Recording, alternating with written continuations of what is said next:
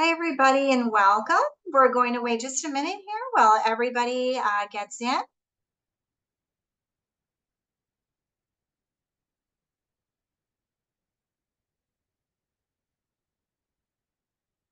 Thank you for joining us tonight. You're here for Oh Hi Anxiety. You are in the right place. I still see people coming in, so we'll get started in just a minute. All right. Well, it looks like we're holding a little steady, so I think I'll get us started, and anyone else who's coming in can just join in as we go. So welcome everybody to Oh Hi Anxiety, Skills for Noticing and Navigating Your Inner Advisor with Dr. Kenneth Phelps. And we have a special guest tonight. I'm Haley Carlton. I will be introducing both of them. This webinar tonight is designed for teens and young adults. If you're joining us and you're not a teen or young adult, you are welcome. I just want to clarify that the content is designed for teens and young adults. We very much welcome you here. These programs, as well as all of our programs, are funded with our cooperative agreement with the Centers for Disease Control and Prevention, the CDC. Happy to bring them. At the end of the webinar, I will be posting a link for a survey or evaluation. If you could please take just a few minutes to fill that out at the end of the webinar, we really appreciate it. It helps us to continue to secure this funding for these and many other of our programs. I would like to introduce Dr. Phelps and Haley right before we begin. Dr. Phelps is a clinical professor of neuropsychology and adjunct clinical professor of pediatric neurology at the University of South Carolina School of Medicine. He's active within the Tourette Association of America regularly, presenting at our wonderful Rising Leaders program. And he serves on our Tourette Association Medical Advisory Board. And he is supervising for the Behavioral Therapy Institute, BTI, where learners from across the globe receive training and comprehensive behavioral intervention for tics, or CBIT. So thank you, Dr. Phelps, for being here. And I will introduce Haley Carlton. She's also a special member of our TAA community. Haley graduated from the University of Montebello with a BA in psychology, or sorry, a BS in psychology. And she actually graduated mag cum laude. And she focused her senior seminar on the history and stigma of Tourette syndrome. Haley is a TAA Rising Leader from 2019. And Haley is our youth and young adult, as well as school education program coordinator here at the Tourette Association. So on that note, I'm going to let you hear from the people that you came to hear from, which is Dr. Phelps and Haley.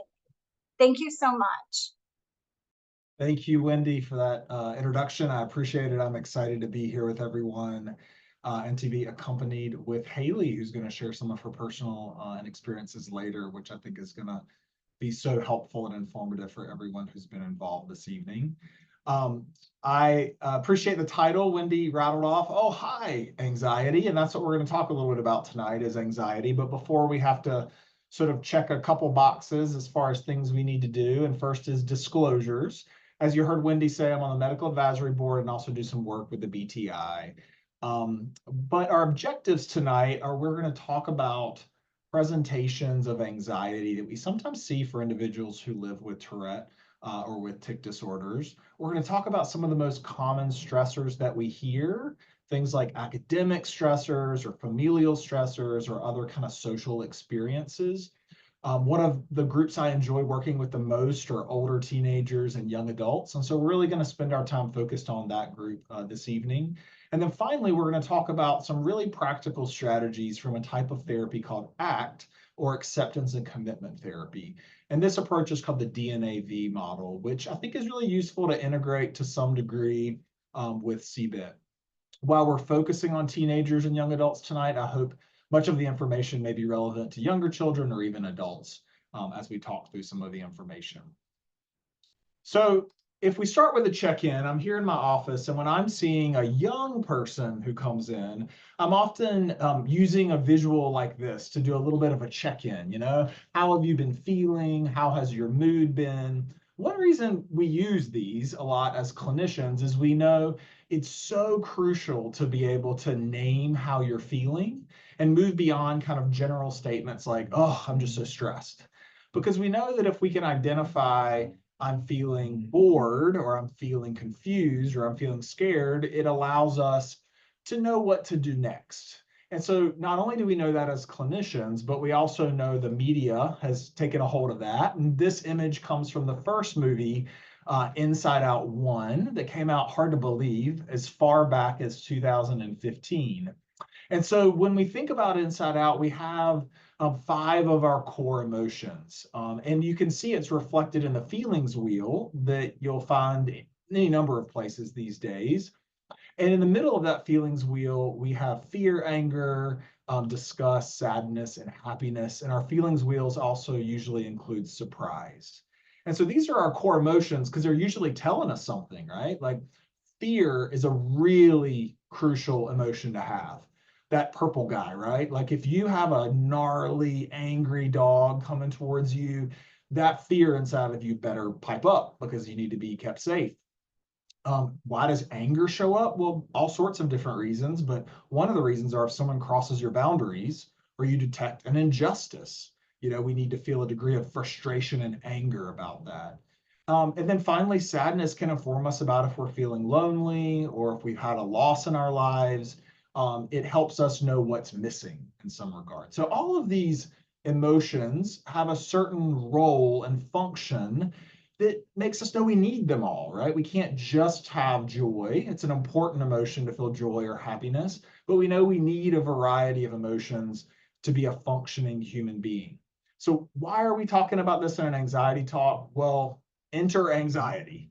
If anyone's seen Inside Out 2, which actually just came out in June, I think it was a really well done film, and they consulted with a lot of psychologists, one of which, Dr. Lisa D'Amour, does a lot of work with teenagers and adolescents around emotions. And so this image you see on the screen is from Inside Out 2. And so what you see in this image is all these mind workers, all these various little workers in our mind drawing out some of the worst case scenarios or some of the fears that might exist of what could be, all the possible scenarios that could happen to the main character, Riley. And that's how we think a little bit about anxiety, is we think it's a bit of an advisor of sorts. It's sort of there trying to advise us about what's coming next, about what could happen, about what might happen, about all the things that might show up in the future. So when we think about tonight's talk, we're going to talk a little bit about generalized anxiety. So generalized anxiety is this really big term for worrying about many, many, many different things. And sometimes when I'm telling folks about this in treatment, I'll say, if you think of anxiety as Kool-Aid, I grew up loving Kool-Aid. Kool-Aid has lots of different flavors, and anxiety also comes in many different flavors. So we may see younger children who have struggles with separating from their caregivers or loved ones. We may see children who are younger or even older youth who are really struggling with specific phobias, fearing things like blood or needles or vomit, or we may see people struggle with things like being around animals or being and worrying about natural disasters or things of that nature. Certainly, we see social anxiety and panic attacks coming on board in adolescence, and illness anxiety is something we often see emerge as well. Well, what generalized anxiety is usually a mix and mash of these things and many others. And if you have one anxiety, it's not uncommon to have many anxieties. We know that that internal advisor doesn't discriminate in one area usually, but it can move around a little bit like that game Whack-A-Mole. But anxiety is not just a mental experience, it's also a physical experience as well. So folks who are dealing with anxiety will feel restless. They'll sometimes feel fatigued or exhausted. They may say they have a hard time concentrating. Other people may notice they could be irritable, and then people will describe tension, particularly in their neck and shoulders. And certainly we see with many, many mental struggles that people deal with insomnia or sleep difficulties. So what do we know about anxiety for individuals who may live with a tic disorder such as Tourette syndrome? Well, in recent research, the first studies from 2018 and the final two are just from last year. They looked at children and teenagers who may live with Tourette syndrome, and they saw that this generalized anxiety was actually the second highest comorbidity or the co-occurrence for about 21%, only after ADHD. And they used a screening questionnaire called the MASK, which just looks at lots of different types of anxiety. In a systematic review and meta-analysis, and what that just means is they're really summarizing lots of research between 1997 and 2022 of over 3,500 participants. They found that closer to half of folks really endorsed a clinical significance degree of anxiety that increased the older individuals became in their study. And then finally, in a literature review that came out last year, anxiety symptoms and things that we would say meet criteria for an anxiety disorder were seen similarly around 30 to 50%, right? And I would say personally in clinical practice, I really only treat youth to young adults who live with anxiety, OCD, and tics and Tourette's. And with that, the individuals who come to see me primarily for tics, I would say around half have dealt with or will deal with probably some form of anxiety in their life. So it seems to stack up against what the literature says. So in this one study, they looked at about 187 adults with Tourette syndrome, anxiety, and OCD. And I think this is really important, that when we know that OCD, which was originally thought of, OCD and PTSD were originally thought of as anxiety disorders, and they still have a huge anxiety component. When OCD was high and anxiety was high, it can often lead to depressive symptoms. And certainly I've seen that in clinical practice, that I'll sometimes say the best friend of anxiety is avoidance. And so when you get really, really anxious, most people pull away. The downside of that is actually when you pull away, you're more likely then to feel isolated and at times upset with yourself for pulling away. And we know that isolation tends to be one of the best friends of depression. And so it is that dynamic of severe anxiety or OCD worsening depression and then worsening what we would call quality of life. And as a clinician, that's what I really care about, right? Like it's nice when the scores go down and people are less bothered by tics or less bothered by their mood or less bothered by their obsessive compulsive symptoms. But really what we want to see is when you ask someone about their satisfaction with their life or their quality of life, that they say, you know, I feel like I got a pretty good quality of life, at times even despite the symptoms that I may have. So I'd like to turn it over to Haley for a little while, and she's going to share with you a little bit about some of the most common worries amongst teens and young adults that she's heard in her work and some of her own lived experience. Awesome. Yeah, thank you, Dr. Phelps. So I am someone with lived experience with not just anxiety, but also Tourette syndrome and OCD, as a matter of fact, as we just talked about. So I experienced anxiety as long as I can remember. In fact, just recently, as recent as today, I experienced something that I am calling officially meta anxiety, where I'm having anxiety about talking about anxiety on a webinar about anxiety. So it still persists to this day, and that's okay. But I navigated life without a diagnosis. And I've noticed also it's very common for a lot of folks to have experienced anxiety for so long and just not even knowing where it started before they even get a diagnosis. However, I can remember exactly when my anxiety started. I was about 10 years old. I was at an amusement park and I had this very intense, nauseous feeling. Well, I had been riding rides all day, so I'm sure that's why I was nauseous, but it gave me so much anxiety that I developed emetophobia, or the fear of vomit, that I know Dr. Phelps also mentioned earlier, with specific phobias that go along with anxiety is definitely prevalent here, at least in my experience. And From then on, I noticed my OCD symptoms got worse. I had this, like I said, this fear, I'm going to be sick. I'm going to be sick. I even had that fear earlier today. What's going to go on during this webinar? Am I going to forget everything that I'm going to say? What if I get sick? All of these fears that are just circling my mind, just like an Inside Out 2, when they're trying to figure out, which I did see that movie, by the way, loved it, and where they're trying to figure out all these different scenarios for Riley and what can go wrong when she plays her hockey game. But although I did experience these symptoms, I wasn't formally diagnosed until my adult life. Tourette syndrome at the age of 18, anxiety, generalized anxiety disorder at 19, and including that would be major depressive disorder also at 19. So after I received that official diagnosis, I realized my world started to shift, and that's where a big surge of anxiety started coming towards me. And I felt these depressive symptoms where I've never felt before. I didn't have any joy in my life. I couldn't find anything to be happy about. And that made me so anxious because I didn't know what was wrong with me, what was going on with me. Because there was nothing wrong. It was just chemical. And then I, learned it was anxiety and depression along with, Tourette syndrome, which is co-occurring, of course. And then I started having panic attacks about things that would be so mundane and not worrisome to most people, but making me worried. And I want to kind of get a little bit into the catastrophizing aspect of it as well. I would, like I said, catastrophize or think of literally whatever the worst situation, the worst scenario that I could prepare myself for.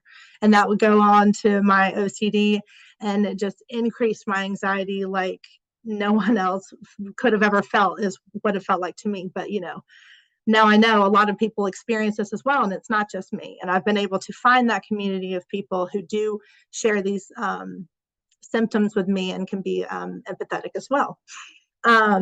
Is there anything that you'd like to add, Dr. Phelps? No, I think you're sharing a lot of great information. I was sitting here thinking that I like the name meta anxiety, right? It's certainly not uncommon for people to feel anxiety about anxiety, and definitely talking in front of a group of people on the topic of anxiety, right, might bring forth anxiety. And I think you used a really key and important word, catastrophizing, or part of what our internal dialogue sounds like is thinking the worst. And I even noticed, Haley, when you were talking in that minute, right, when you were talking about what your inner advisor was saying, what you noticed about anxiety, even the language picked up, was faster, right? And I think that's so indicative of anxiety, that anxious thoughts usually aren't very slow. When the advisor starts talking, it's usually really fast, and it feels almost like racing thoughts. And so I appreciate you sharing pieces of your story, and that you also have dealt with depression. I think that anxiety and depression, like the last slide or so said, are often kind of like cousins. So they come together a lot. Mm-hmm. And I mean, it's funny too, because I think about going through my childhood, having these tics, having Tourette syndrome with no diagnosis, and how that kind of shaped me into the person I am today, living with both anxiety and more severe Tourette syndrome than growing up. Whereas I had mild-ish anxiety about the tics, but I even recall a situation today where I was on a very important meeting. We were going over some programming, and I was starting to tic. And in that moment, I was like, oh my goodness, I can't believe I just ticked. I haven't ticked throughout the entire conversation. What are they going to think? Which is something I think a lot of folks also with Tourette syndrome feel when it comes to masking or suppressing tics, that they have this feeling of, oh, I haven't ticked in a while. Now I feel like I shouldn't tick because they haven't seen me tick. And what's the atmosphere going to be? How are they going to react? What is this person going to say? And then I remembered I'm in an environment where the people I'm around do understand Tourette syndrome, and I don't have to be anxious about that. But unfortunately, not everyone is in a position where they can remember, easing that anxiety. But I did want to bring that aspect up of feeling that anxiety because of tics, not just co-occurring of the tics. Yeah, no, that's super helpful, right? Because I think anxiety can be around the tics or something about like the context and ticking in the context I've found with people I've talked with, or it could be like around vomiting, right? Like the emetophobia. It could be totally related to something else. And I think we see both in conversations I've certainly had with people. And I peeked in the chat when you first started talking, and one of the things that someone mentioned is you can have multiple of those emotions together. And I think that's such a useful thing to mention. One of the things I loved about the first movie that I think was echoed in the second movie was those fears that have core memories actually went from one color to multiple colors. And Haley, I think what you said about giving this talk is like a good example that I think when I give these talks, anxiety can come up too. And I think it's like, but it's mixed with other things. Like it's mixed with a degree of joy or excitement to share and talk with the community, but also anxiety, right? So it may have the yellow and the orange in it together. And I think with people I've lost in my life, right? I think I feel really sad about that. But at the same time, I think it's mixed with the degree of maybe joy about that, right? Or my experiences and love for those people. And I think that emotions are complex and we can't just name one. We need to name maybe the array of emotions that show up. Yeah. Is there anything else you wanted to say, Haley, before we move on and walk through some strategies? Yeah, I was going to say, I think I see a little fear mixed up in that color core memory too, when thinking about anxiety as a driver of the brain. So Absolutely. And I think that certainly, yeah, fear, an acute fear in the moment, I find commonly hangs out with anxiety, who's often thinking a little bit more out in the future. Thanks for sharing that. So we're going to talk through a little bit together. What do we mean when we say advisor, right? And some of this information I'm talking through with you comes from that approach DNAV model, right? And we don't have time to unpack the entire model. It comes out of that Treatment Approach Act. But these different components are called DNA by the originators, Dr. Hayes and Sirochi, because they say, we all have physical DNA. And similarly, we all can benefit from kind of tapping into these psychological skills of like our psychological DNA. And that involves discovering, kind of trying things out, trying on new behaviors, a little bit of like trial and error to see what things are like. Noticing skills, like noticing how we're feeling, noticing what's going on around us, kind of like noticing and naming emotions is an example of that. And then tonight we're going to talk about the advisor, right? That internal self-talk. And all this is in service of like trying to get what most of us want in our life, which is our values or vitality or things that are important to us. So let's spend some time talking about the advisor. So our advisor or our inner kind of chatter, right, is kind of like a parrot sitting on our shoulder, right? You can conceptualize this as a little, frazzled orange character in your mind. You could think of it as a parrot on your shoulder or an annoying friend following you around who's just trying to be helpful. Any of those things will matter, right?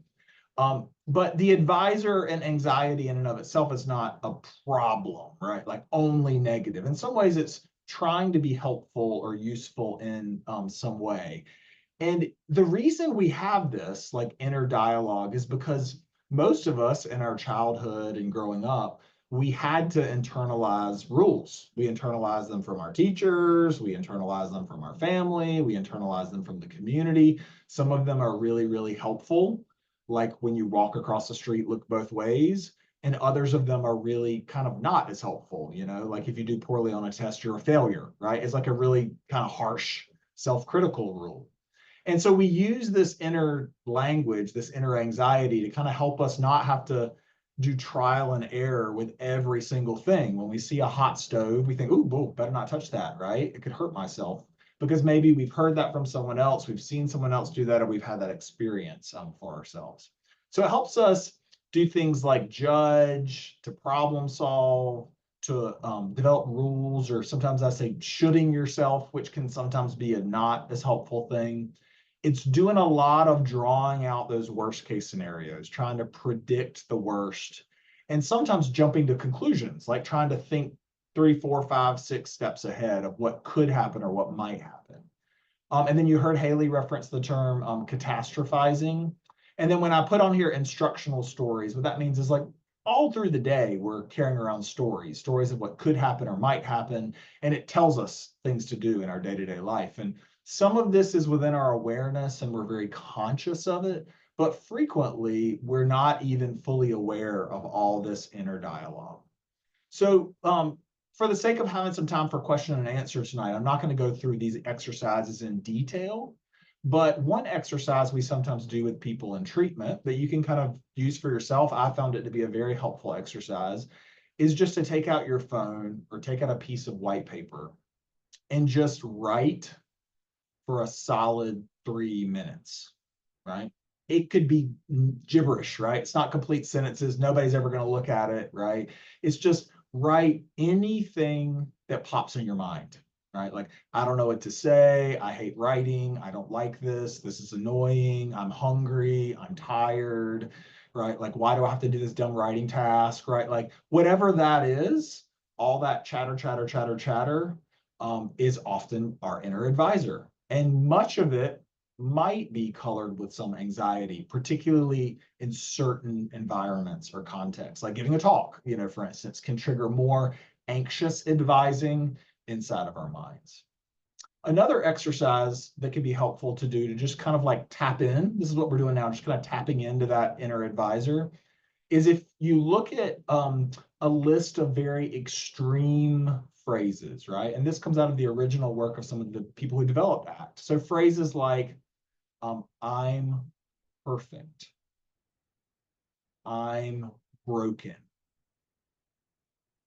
I'm beautiful. I'm gorgeous. I'm ugly. I'm brilliant. I'm stupid, right? If you hear someone say those very extreme statements, like I just said, this kind of all or nothing statements, if you just go back and watch this webinar and like pause it right after I say that, or just even in the last few moments, just pay attention to what your mind says. Our mind often gets very chattery when we hear something like that, something that's very kind of extreme in one way or the other. And the reality is, many of us are coming in contact with those sorts of triggers all throughout our day, right? We may hear something, we may see something, it may be on social media, we may overhear it in a public place, and many of those things are going to trigger off our inner advisor to kind of start talking or start engaging. So here are some things I hear very often from many of the people that I sit with. What if I can't handle the situation? What if I get lost and show up late to my college class or to my job? What if other people think I'm annoying? What if my mind goes blank or I fail a quiz or test? What if an environment is too noisy or too overstimulating? What if my tics never improve? What if I can't handle this job? What if I don't find a partner or supports like friends who really understand?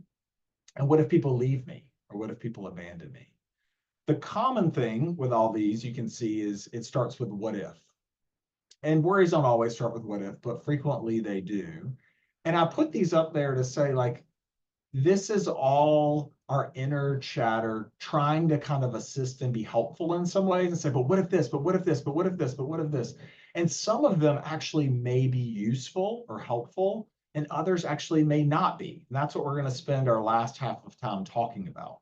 So for instance, if I'm thinking about going to a public place, like to a football game, for instance, or to a show, a theater show that I really enjoy, and I'm thinking, what if it's too noisy and overstimulating?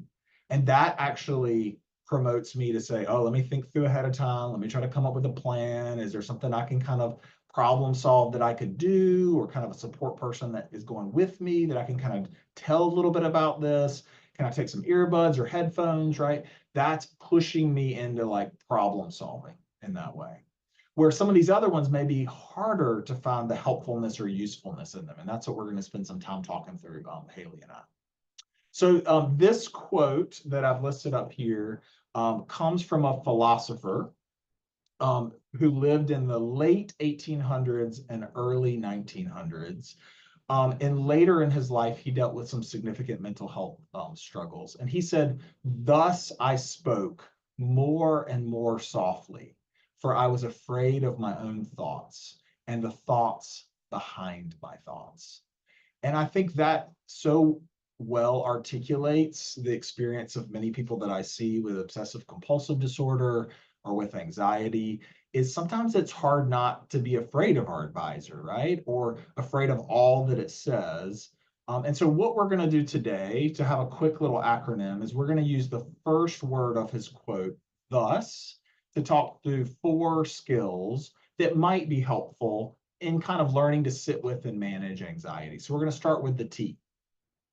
So the first skill kind of really relates to what we talked a bit about earlier when I showed you that feelings wheel of the kind of name it to tame it idea, is that it's important to first see that anxiety and fear, really, and they're cousins of one another, are really a bit of our threat detection system, right? So that piece that you've heard me say a few times this evening is it's coming from like a helpful place to try to get you to look out for something in the future, even though sometimes it's really not so helpful.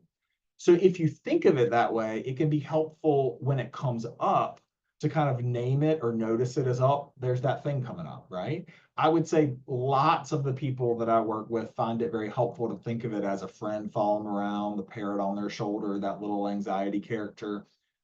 Many people I see like to draw it, like to name it. You know, I saw somebody within the last month who named it Jenny. I saw someone who named it Joe. People like the J names for some reason. You know, any kind of silly name, right? The bully in my brain, right? People come up with lots of little names. You go, oh, there's that. Okay, of course you're showing up right now, right? You're showing up about giving this talk, for instance, because I care about doing a good job, or because I really want to impart this information well. And so when we're thinking about the first step, it's we have to know it's happening. We have to know it's showing up. And sometimes that's the hardest part. I think Haley might have said earlier, sometimes anxiety moves around so much it's hard to even know like that's what it is, or oh, there it is, it's got me. And so being aware of the physiological body cues and mental cues to say, here I go, it's got me a little bit. Sometimes this is hard, right? It's hard because it doesn't really feel like a friend. It feels like a horrible foe. It feels annoying and bad and difficult. But I often ask people to think like, if you argue with your advisor, or if you fight with the thoughts, if you try to get rid of the thoughts, if you try to get rid of the worry, is that helping? Right? Or if you try to say, I just have to change my thinking, I have to get rid of it. Often, if people get too much in their minds with thoughts, it can lead to that paralysis analysis. And we know the mind is kind of a bit of a tricky thing, right? It's a bit like a chessboard, right? With the black pieces and the white pieces, that sometimes if you have a negative worry, worst case scenario, right? Like, what if I go out to this party and everyone judges me? And you try to say, no, no, no, that won't happen. And you try to just poo-poo the advisor and say, nah, leave me alone, right? That your advisor will quickly start talking back to you and say, oh, but it might. Remember last time when it? And so fighting with thoughts and fighting with anxious thoughts actually only sometimes keeps us in our mind. So our first step is not to argue or fight or boss back too much in this approach. It is to notice and name, okay, there's that, there's my advisor, there's Jenny, there's Joe, you know, there's the bully showing up, worrying about it in the scenario is a first step for some people. Then in medicine, we sometimes talk about triage. You know, triage is asking yourself, you know, if I'm dividing the line and saying what's helpful and unhelpful, is this going to be useful for me in some way? You know, I often, when I'm working with people, particularly young adults and older teenagers, I'll ask them to think about like what really matters to them. And that's what we talk about in this last question here, like what is their values, right? And I hear things like, I want to be authentic. I want to be creative, right? I want to be able to make a difference. I want to be an advocate. And so I would wonder, right, is listening to the advisor and kind of doing what it says or responding to it in some sort of way, is that going to help move you towards being those things? Or is it actually kind of pulling you away from some of those things? When you listen to that advisor and say, oh, I notice my mind is saying this, is it something that you can control? Like I gave you the example earlier, like, okay, what my advisor's saying now is I might get overstimulated. Well, there might be something we can do about that, right? Or if we're going into an environment where people might not know about the tics, there is a pro and con of like self-disclosure. Is it safe to do that? Is it not safe to do that? Is this a place where I can disclose where people are probably going to understand, or people might actually be more harassing and bullying? That's kind of a decision point. And that decisional analysis and that kind of looking at what can I do with this advisor message actually is a good use of anxiety to help us feel a little bit more prepared in the future. We're just sort of circling over and over again an advisor of a thing we can do nothing about, a what if that we have no control over, actually sometimes only leaves us feeling more hopeless and helpless. The U is what Dr. Russ Harris and others in the field call unhooking from all this mental noise. And that's another way of thinking about this, is when the advisor starts talking, it's not just quick, it can be really, really loud, lots of mental noise. And so one way we can turn down the volume is through using some mindfulness skills. And this is where the N comes in, the noticing. So I'll give you an example. If a person had the thought that I hear a lot from late teens, from teenagers, from adults, of what if my tics don't improve? What if they never improve? I would wonder if it would be helpful at all to precede that thought with, I notice I'm worried about my tics not improving, right? Because then there's a me that's observing all this stuff, that's observing all this advisor. And it's very small, but it's different sometimes to say to yourself, what if, versus there's a me that notices, I want to have a productive and good life. And if my tics are this severe, right, I'm worried how that will look for me, right? Which makes a lot of sense to me that someone would have that thought. And then you would want to say, I notice the thought that my tics might not improve. And then I notice my advisor, my mind, often thinking about the future, is having a tough time with uncertainty. And I think from the folks I work with and talk with, I'm constantly amazed by their courageousness, because I think it's particularly hard to have conditions like anxiety or like OCD or like Tourette's that tend to wax and wane. There are often good days and bad days, good weeks and bad weeks, because often what we know about that is a lot of unpredictability and uncertainty. So sometimes just naming that can help a little bit with coping. And then all we can do is say, I can try to live in this moment, right? Is it helpful for me to do anything in this moment to manage my tics? Maybe that's self-disclosure, maybe that's taking a shower or bath, maybe that's going for a walk, maybe that's, having a meal to nourish myself. There could be lots of things. Some people use CBIT to help just cope. And that's where we come up with some of the final things like self-soothing that I think Haley might talk to you a bit more about. But we can use very practical things. Some of these come out of a treatment called DBT, or dialectical behavioral therapy.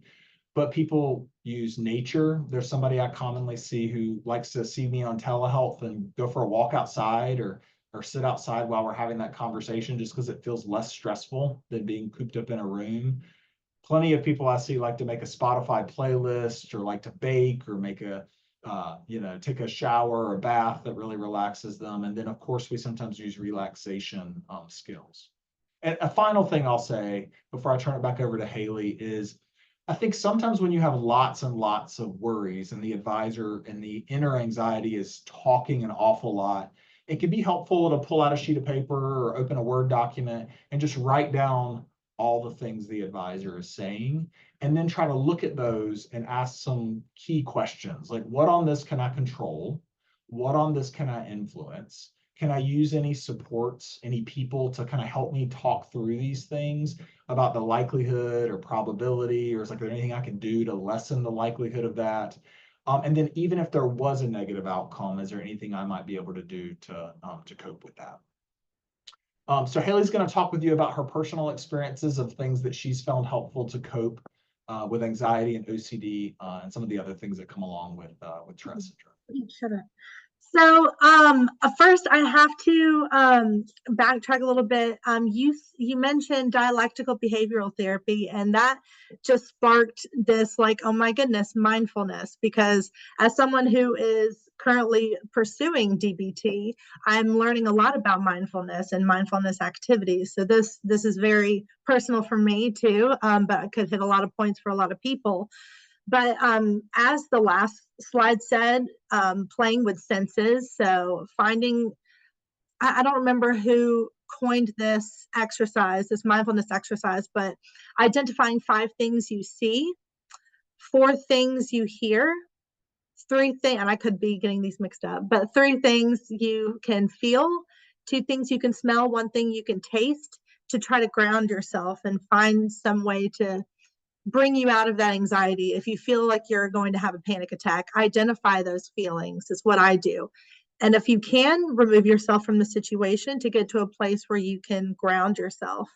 I personally like to go outside, literally putting my feet in the grass. I know everyone says to touch grass nowadays. They mean it. It's a good thing. Definitely touch grass. It's good. It resets your body, just feeling the earth. Literally just as like going barefoot in the grass. If you can go outside in the grass, then absolutely do that. I've heard of people, as far as senses go, touching or holding in your fist a piece of ice to also reset your brain, to get you out of that anxiety space or panic attack space if you get to that. Or simply getting into a different environment from where you are that's causing your anxiety, if that's possible. Those are all really great things, Haley. I think that one thing that a mentor drew out for me forever ago is they drew a little stick person, and they drew like behind them like the past, and said like often when we're stuck in the past and thinking and ruminating on the past, we can feel really down and depressed because we're thinking a lot about regrets or what could have, should have been. And in the future is often where our anxious mind is, thinking about what if this happens or what if that happens. And mindfulness is the present, right? It's called the present for a reason, the present moment. It doesn't have to be, I love your examples because I don't think it has to be sitting on a cushion and breathing, because I find for a lot of people I know and work with tics is that's actually pretty uncomfortable. They prefer doing a walking mindful exercise or meditation, or a mindful eating exercise, or things that help tolerate distress or distract their mind, like holding a piece of ice. I think is something that I've heard from a lot of people that they find helpful and can be a part of DBT. I do want to mention that one thing we use a lot in treatment that we haven't talked a lot about tonight, we use it less with general anxiety, and we use it more with some of those specific anxieties, is you'll hear people talk about exposure. And exposure is just kind of like coming up with a menu, right? That's what I think about it like with people is often we're avoiding a lot of people, places, and things that cause anxiety because they're so overwhelming. And sometimes I'll say, if somebody has social anxiety, like if we rated from 1 to 10 how hard it would be to go to Starbucks versus how hard it would be to sit in a lobby versus how hard it would be to ask a question versus how hard it would be to compliment someone. Some of those things might be like, if you think of it like a menu, $10 versus $1 versus $4. And so we might have someone think about, there may be some days their cup is really full and they could do the $10 thing or $9 thing, and there may be other days it's a pretty rough day, so they maybe only be able to do a $1, or a $2 item. And so we know that exposure in slow ways, when people are ready, with support of family and friends, and sometimes treatment providers, can be a really useful skill as well. So we're winding down here, and here are kind of our key points.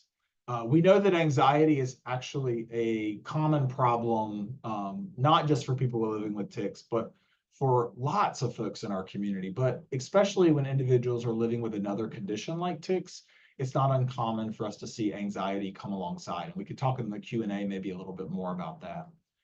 We know that it can be sometimes helpful to not vilify anxiety, but think of it as a bit of an internal advisor. This is my favorite image, and I'm not giving anything away if you haven't seen the movie, but it's at the very end of Inside Out 2, And anxiety has kind of been commanding the brain, right? And making all the mind workers do things. And at the end, anxiety has a role, you know? Anxiety is given this comfy chair with some tea. I didn't realize till I found this image that it's actually called anxiety, which I think is rather clever. And what anxiety is doing is kind of waiting, right? Waiting for when it's needed, when it's necessary, because I think it has a purpose, and we need to tune in with our advisor, with our anxiety when we need it. But it doesn't need to be the only thing pushing the buttons for us. And then we talked about some of these core skills that our mind definitely has this watch out function to think about, oh, when that shows up, is it helpful or not? And then to try to use some self-soothing and problem solving can be important as well. So here are some of my references, and then we're going to open it up. I think Wendy's going to help us with some question and answer, and Haley and I'll try to get to as many of those as we can. Absolutely. Thank you so much, Dr. Phelps and Haley. This was so informative and wonderful. And we do have some great questions for you.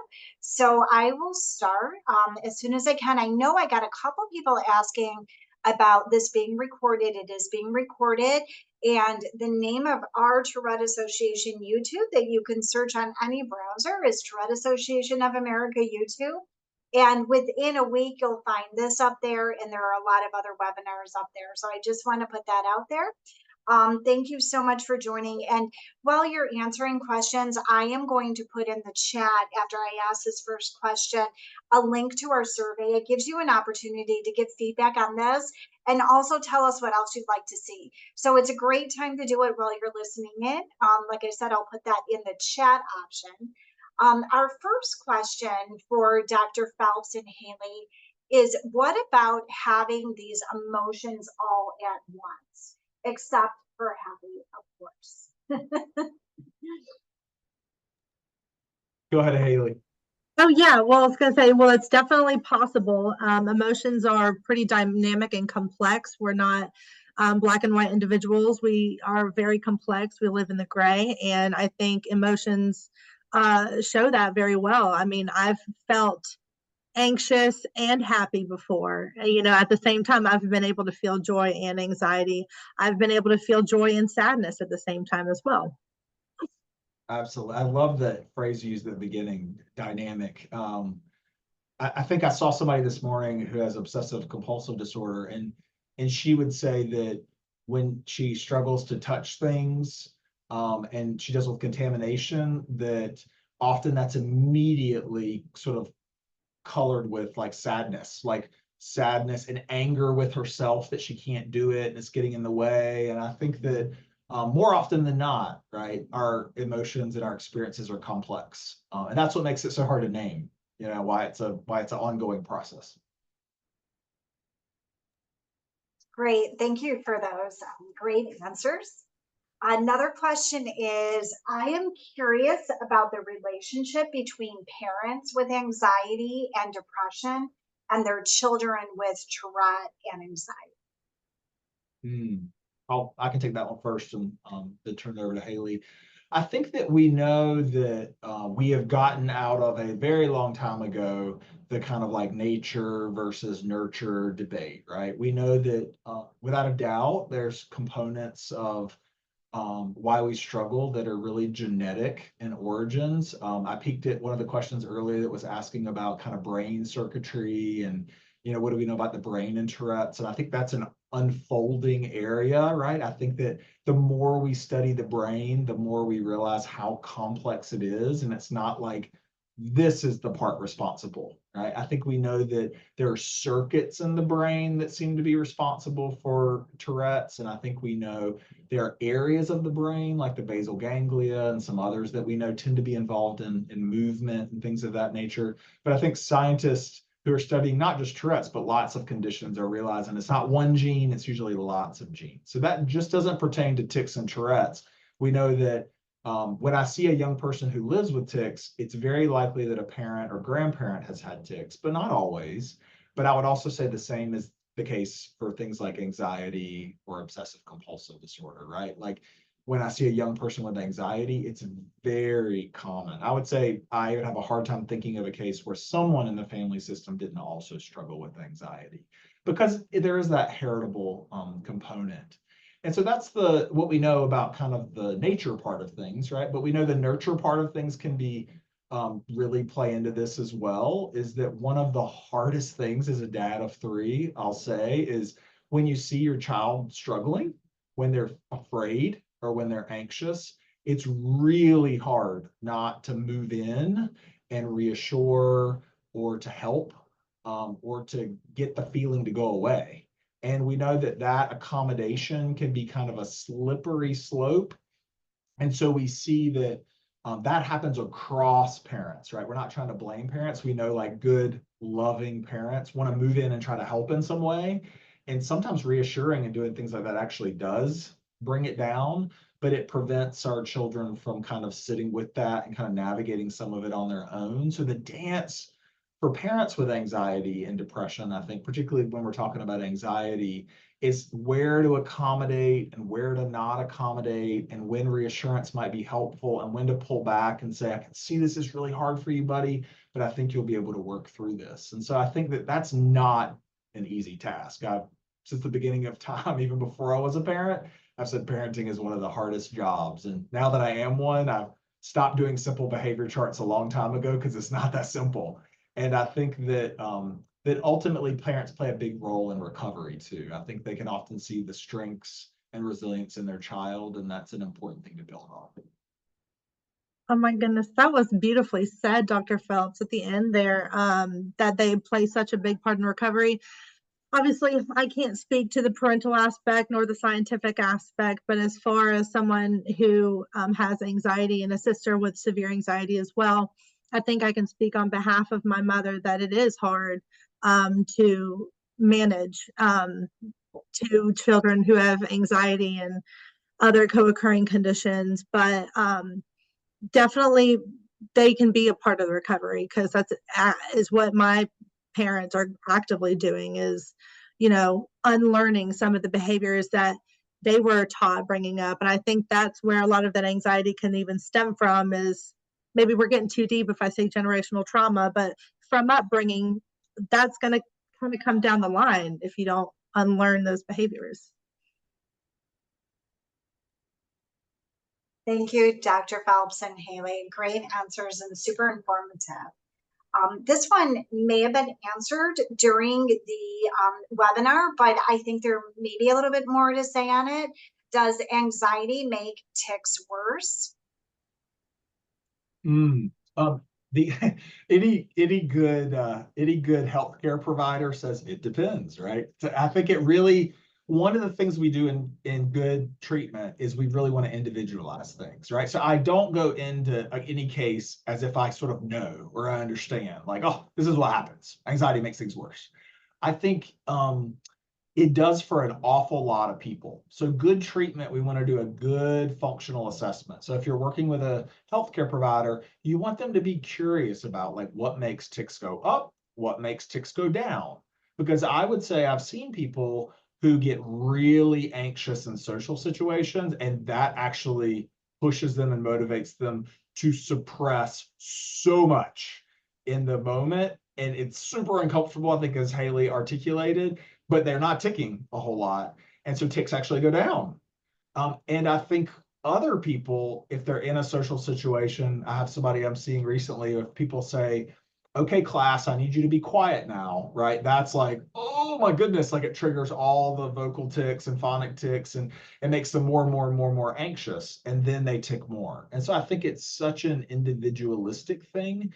But when the research that I've looked at has been done where they've asked people what makes your tics go up and down, there's many things on those lists. And being in situations that might provoke anxiety is one example of that. And so it's something we always want to consider. If I see somebody who has severe tics and severe anxiety, I will sometimes work with them to kind of go after the anxiety first.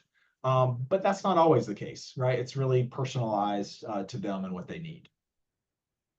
I could not agree more, especially when you mentioned freezing up and suppression. So the funny thing about anxiety is, your sympathetic nervous system, your fight or flight or freeze is being activated. And in that moment, at least for me, it typically is, because I'm experiencing that.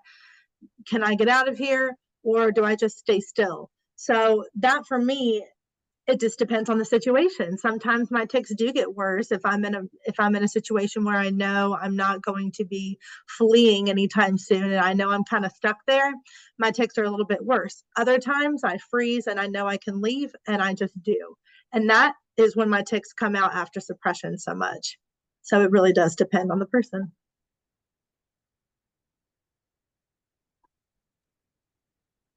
Thank you both again for great answers. I know Dr. Belch, you touched on some of the kind of questions about the brain. There's a couple combined here, so I just wanted to read them off and see if there was anything else you might be able to add. Sort of what part of the brain causes tics. I know you touched on that. If you're born with it, or if it's something different in your brain. And then down below this, I saw something, I think it was related, parts of the brain for anxiety, OCD, depression, Tourette.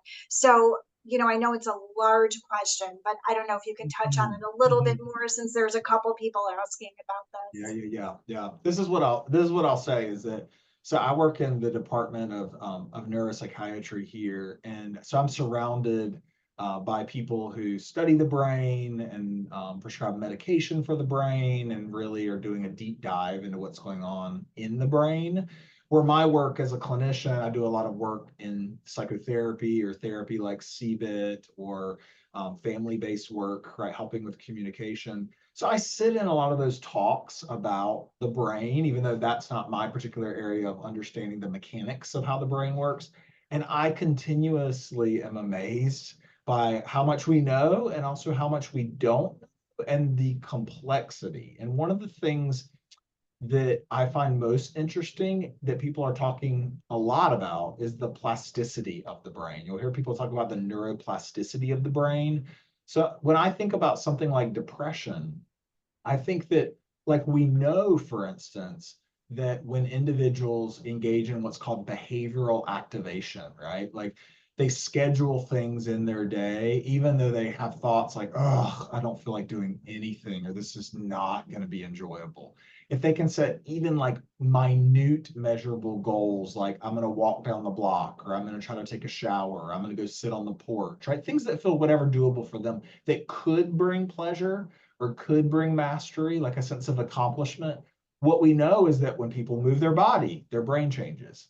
When people engage in self-care, like take a shower, right? Or eat foods that are nutritious, their brain changes. And so we know that it's not always like brain leads to function, but it's also our function, right? The things we kind of structure in our day, like sleep and nutrition and exercise and taking medication as prescribed, those things really impact the brain. And so one of the best ways to help oneself is thinking a lot about those foundational things, because they go a long way. I was just seeing a college student. I'm here at the University of South Carolina, and I was seeing a college student the other day, and they had started using like a task list, like to get things done. And they said to me, Dr. Phelps, people have told me for the last 10 years that I should not like just hold it in my head. I should write it down. And I hated that. I hated it. And what I hate even more is that now that I've kept a list in the little My Task app, it actually works. And I thought that was really funny. And I said, isn't that awful when it's like a big old I told you so moment? But I think like that's a very practical example of, like, at least for me, if I had to carry around all the things I had to do in my mind and try to remember, I could have done that in elementary school or middle school. But when the workload ramps up in high school and college and in your first jobs, I think you really have to have strategies for that. And all that stuff is going to change your brain, would be how I'd respond to that. And that's where I come at it from, as kind of more of a behaviorist perspective. And I think that's what we have probably the most control over. I get worried about, like, well, this is the brain I got, it's broken, right? Like that would feel kind of like hard to sit with. And so I think we all have facets of our brain that are more functional and probably dysfunctional. And I go back to, like, what is it that we can move forward and do about it, while the scientists are figuring out how we can repair and help the parts. And I think there are people working on that are struggling in a more substantial way. Thank you so much, Dr. Phelps and Haley. This was wonderful. We are out of time. I think that we got to the majority of the questions here. Makes me feel really good. We got so much information, got to answer questions, got to hear from the wonderful and knowledgeable Dr. Phelps, and a lived experience from the wonderful and knowledgeable Haley. So thank you so much to both of you. What a great hour it's been. If you are attending, if you could please take a minute to fill out the survey link that I put in the chat. It not only gives us feedback for these programs that we really need to have in order to continue funding them, but it also gives you an opportunity to let us know what you'd like to see in the future.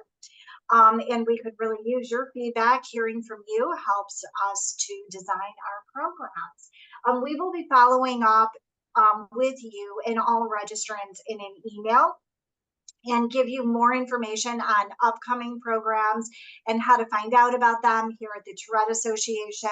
If there's ever anything specific that you need, you all have my email from signing up for this webinar, but please also know you can reach out to support at Tourette.org. That's support at Tourette.org. Anytime you need anything. Those emails that you send will be sent to the correct person here at the Tourette Association, so you can get anything that you need in the future. Thank you again for joining. We really appreciate you. What a great group you were asking questions, and everybody have a wonderful evening. Thank you so much. Thanks Thank for attending, you. everybody. Thanks. Bye, Thanks, everyone. everyone. Thank you again, Dr. Phelps. Thank you, Haley.